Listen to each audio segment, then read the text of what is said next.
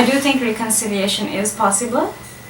What I feel is that people, and it's like no one's really said sorry, so no one talks about key incidents. Like you don't hear, very rarely do you hear people of the two major communities saying, oh, this happened in '83, or this happened in the '50s, or we're sorry it happened, or it shouldn't have happened, or so you don't really hear people discuss. I mean, they might discuss it within their communities, but you don't see it being discussed, across.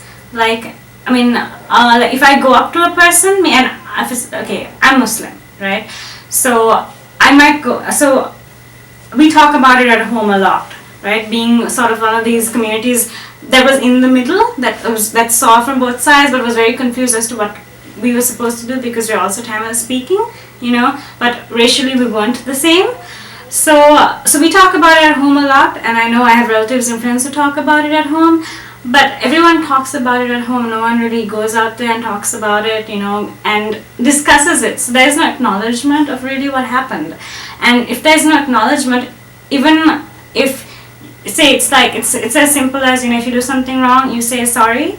But if you don't say sorry and you give them the fancy gifts and, I hope they get the message that they're sorry, you're still like, they didn't tell him, he didn't apologize.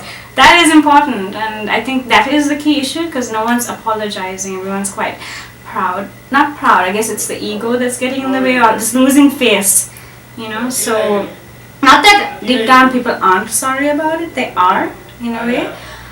But it's just that it's so easy to forget here, because you don't have a major figure going out there and trying to, because there's I know people keep talking about South Africa as an example when it comes to reconciliation, but you have a major figure who pushed for it, who brought both the races together and, told them this is the problem and we're not going to hate someone because of what they did to us, and, we don't have that.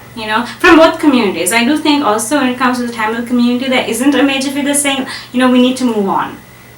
Someone that's, we might, but he's not, or he or she is not as respected enough, The angry voices get heard, but the reconciliatory voices, even in both communities, don't get heard, So you have, sort of this overt, not overt, like there's this sort of slow, not so obvious way of saying let's build stuff, let's do things, let's make everyone learn languages.